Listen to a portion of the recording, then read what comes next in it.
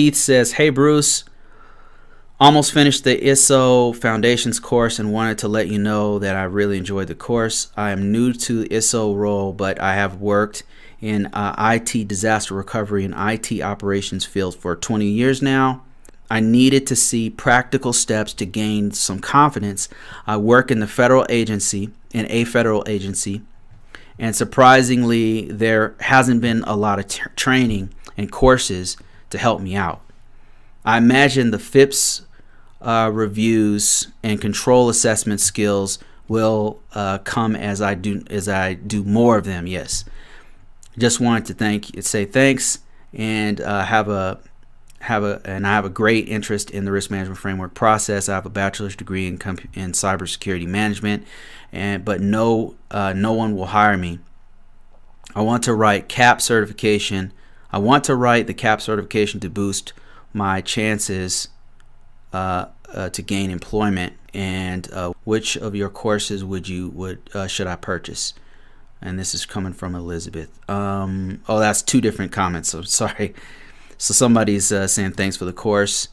And okay, so for this first one, man, thanks a lot, Keith. I really appreciate you going through the course. And if you have any questions or anything you want me to cover, just let me know. I'm here. I'm available. So I'm really excited when people get into this field that I've learned to love over time, and I'm wanting to make it easier for everyone, because this shouldn't be a stressful job. It shouldn't be as stressful as it can be for new people, you know. So that's one thing I wanted to reiterate. You know, like, I want to make sure you know that there's a process here. You're not.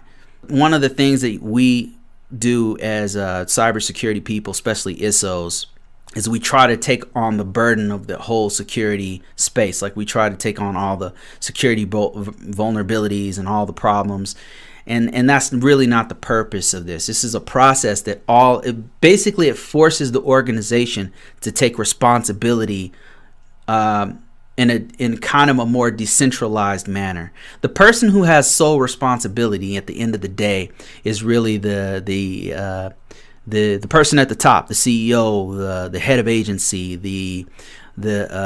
could be a colonel, it could be the brass at the top. This is an authoritative authorizing official is the person who takes the final risk. But really, it's a decentralized method, because all of us are stakeholders and all of us are doing our part to make sure the security of an organization is being done. So what I'm trying to say is don't try to be superhuman. Like, don't try to be Superman. Don't try to be Superwoman. It's a team effort, right? And that's the mentality you always have to have when you're doing risk management framework.